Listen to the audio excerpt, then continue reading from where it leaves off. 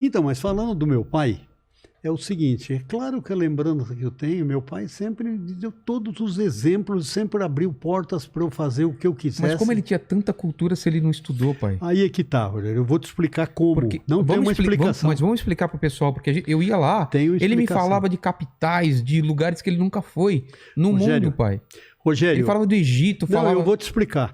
O dia que nós voltamos, uma das viagens que nós voltamos da Europa, que tivemos na Turquia, cheguei e começamos a conversar e ele adorava falar de geografia, dessas coisas. E o meu pai virou para nós e falou assim: escuta, vocês estiveram na Turquia, né? Então vocês atravessaram o canal de Bósforo? Vocês foram na parte asiática e na parte europeia? Eu falei, eu não acredito. Como que ele sabia isso? Rogério, então eu vou te explicar. Quando eu era garotão, em Penápolis, o trem, tudo lá chegava de trem. E o Estadão, tem muita gente que vai lembrar disso. O Estadão chegava na cidade tipo 6, 7 horas da noite, que saía de cedinho de São Paulo, de madrugada. E o meu pai ia na estação ferroviária esperar o trem chegar para pegar o Estadão daquele tamanho. Ele devorava, ele lia o Estadão inteirinho.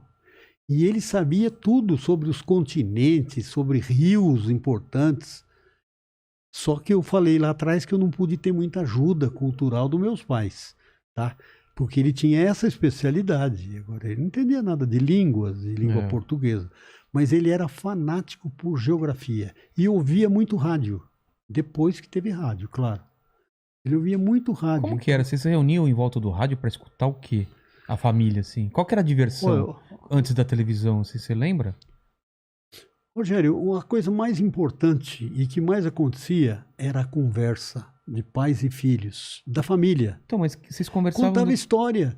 Meu Tipo? pai, por exemplo, adorava. Meu pai conhecia a história do Pedro Malas Artes todinha. Você conhece, Conheço. que é um humorista. É, os causos, né? Quando eu vejo hoje o Mazzaropi, eu me lembro do Pedro Malas Artes, porque ele encarna o Pedro Malas Artes, o Mazzaropi. Ele fez até um filme, fez um filme do Pedro Malas Artes. Mas era assim, se conversava muito. A gente nas férias ia para o sítio dos meus tios, que nem luz tinha, era lamparina, tal. Mas a gente sentava do lado de fora, cada um com a sua cadeira, e começava a contar histórias diferentes. Outro tipo de história que se contava muito é de assombração. Os antigos adoravam pôr medo nas crianças, contando história de assombração. Lobisomem. E a gente não dormia. Lobisomem, essas coisas? Mas se contava muito. Por exemplo... Mas contava como se fosse verdade. Às vezes não, depois ria no fim, tá. Claro. Mas para você ter uma ideia, o que você sabe da sua família, tá? Da história da sua família até em que geração? Como assim? Na minha época de criança, a gente conhecia a geração até... Meus avós contavam a história da época dele lá em Portugal, a minha bisavó na Espanha. Não tinha o que fazer, o assunto era esse. Então vamos falar do tio Zebinho, vamos falar do tio Luiz, vamos falar da tia Maria. E ficavam conversando ali, contando história, onde morou, o que tinha. Porque não tinha rádio. Eu sou de uma época que nem rádio tinha. Caramba. Mas aí quando apareceu Mas se conversava muito. Mas quando...